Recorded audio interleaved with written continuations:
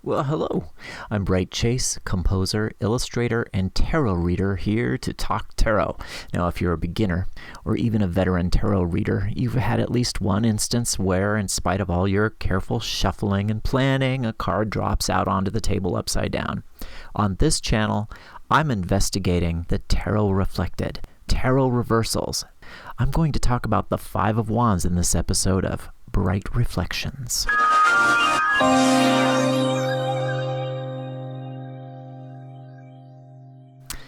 It's true that the 78 cards of the tarot have enough variation to give us all the positive and negatives that we need to know about a reading, so reversals seem extra.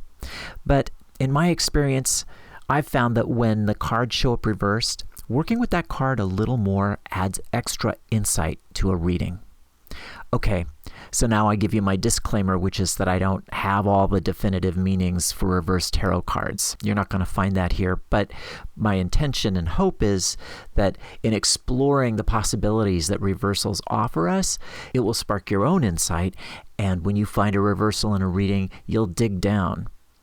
And by the way, I love to read your thoughts and experiences on tarot and tarot reversals, so please add them in the comments. With that, let us begin.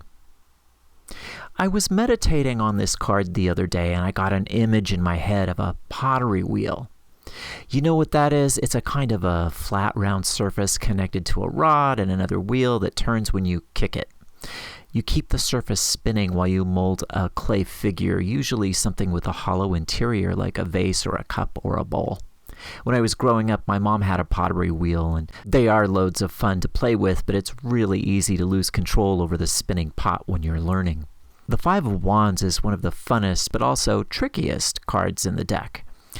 In the Rider-Waite-Smith, the image is of five youths engaged in either a practice or a faux battle, and we read it as being about training, rigor, elevating our speed and our strength.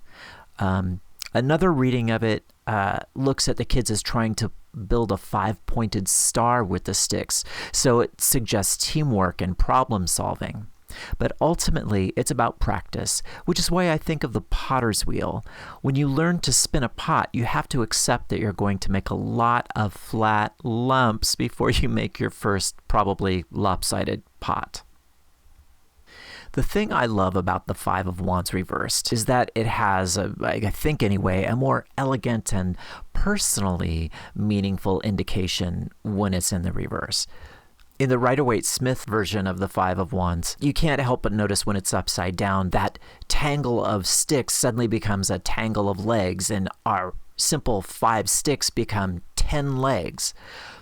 With the wands splayed across the bottom of the frame, it makes me think of the first throw of pickup sticks, if you remember that game, or the tumble of blocks when you knock over the Jenga tower. It also makes me think of falling underfoot, how you can get trampled if you lose your footing in a debate or competition or even in real life. It might also indicate getting sucked into arguments or other pointless conflicts. So the reversed Five of Wands turns our focus inwards to our own performance in a situation rather than outward. This is where the potter and the potter's wheel really makes sense, at least to me. The Five of Wands reverse changes our perspective, say, from being the potter, where we're problem solving from the exterior, trying to get the rhythm of the wheel and learn how much pressure to use to get that pot to form and so on, have a solid, useful structure, and makes us look at ourselves or at the situation from the perspective of the pot. Your edges get worn off, they get rounded, and eventually you will be tossed into the kiln and heated into your proper form. So the Five of Wands reverse suggests that whatever you're doing or dealing with is kind of practice for the future. It can be as simple as, let's say, the Five of Wands is your gym membership. And reverse, it suggests that maybe you start taking your training to heart more deeply and synthesizing what you're learning. So a Five of Wands reverse can really be about self-improvement. It can also be about integrating. So if you've taken on some task, let's say you're a supervisor at your job, the Five of Wands might suggest that there's friction in your leadership style. And so the Five of Wands reverse says you need to get comfortable with that leadership.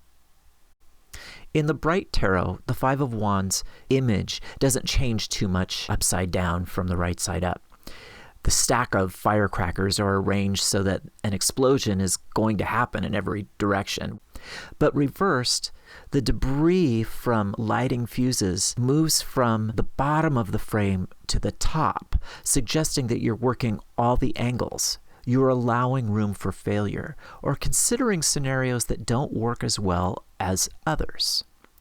The shadow of the five-pointed structure is also to the left of the frame when the card is upside down.